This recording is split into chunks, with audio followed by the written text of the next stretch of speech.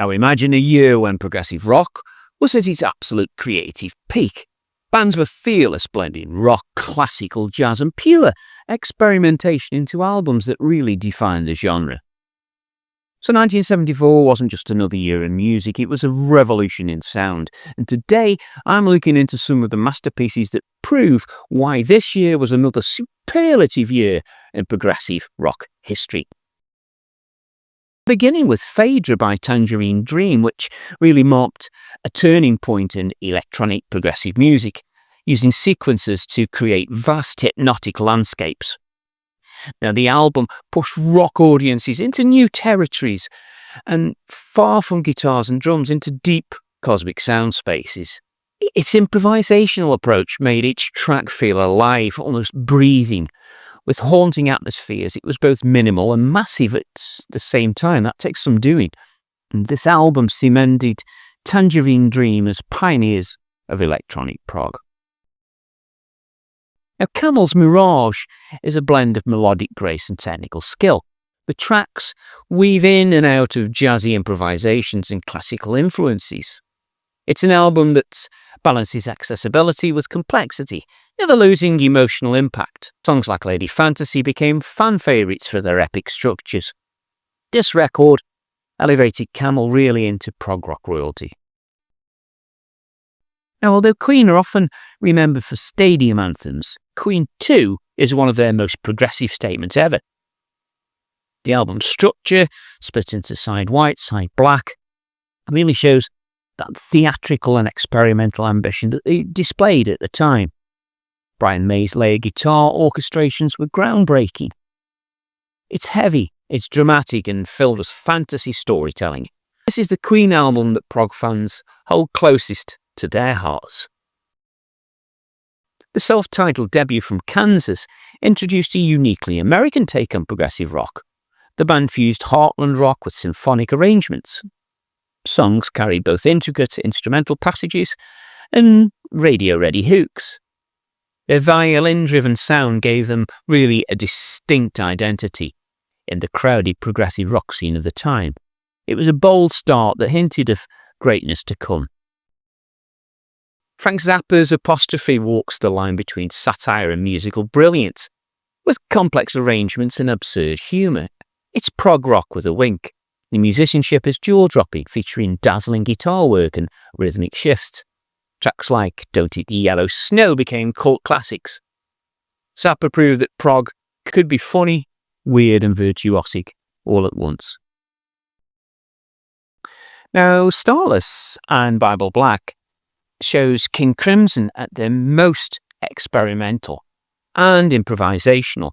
Much of it was recorded live, believe it or not, and yet it retains quite a distinct studio polish.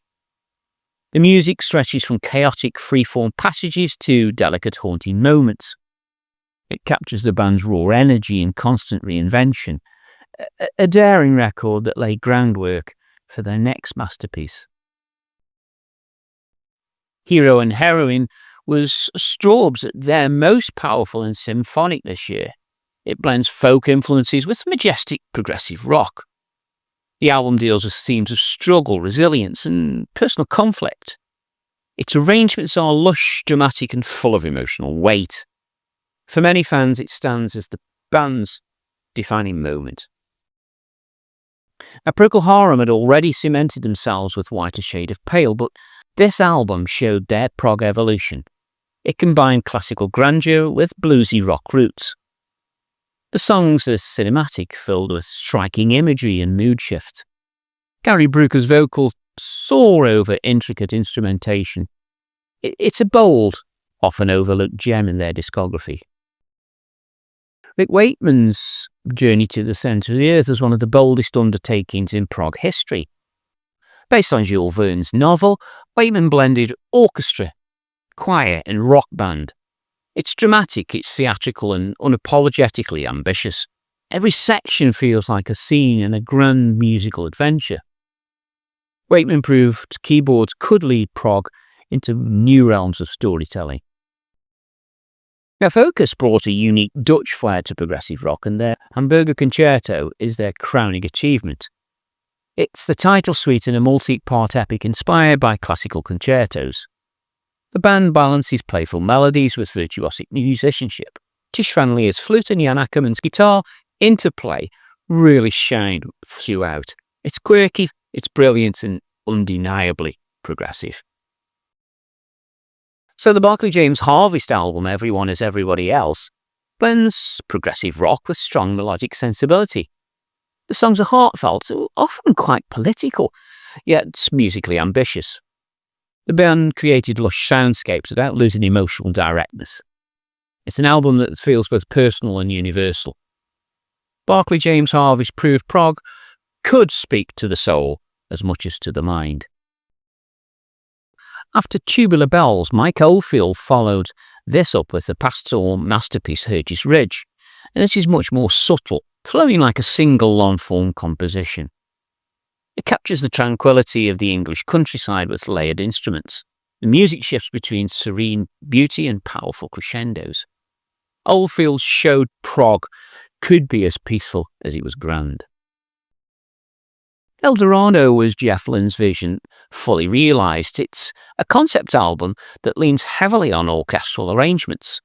The fusion of rock and symphony here feels seamless and cinematic. With big melodies and dramatic production, it sets the Electric Light Orchestra apart from their peers. It's progressive rock, dressed as pop, but with an undeniable depth.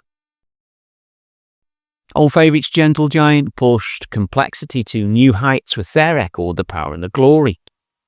The album's concept explores themes of corruption and political power.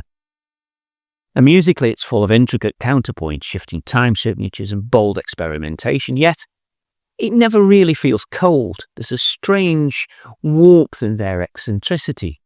It remains a shining example of prog's intellectual side. Now, The Good Earth by Manfred Mann's Earth Band is an environmentally themed progressive rock statement.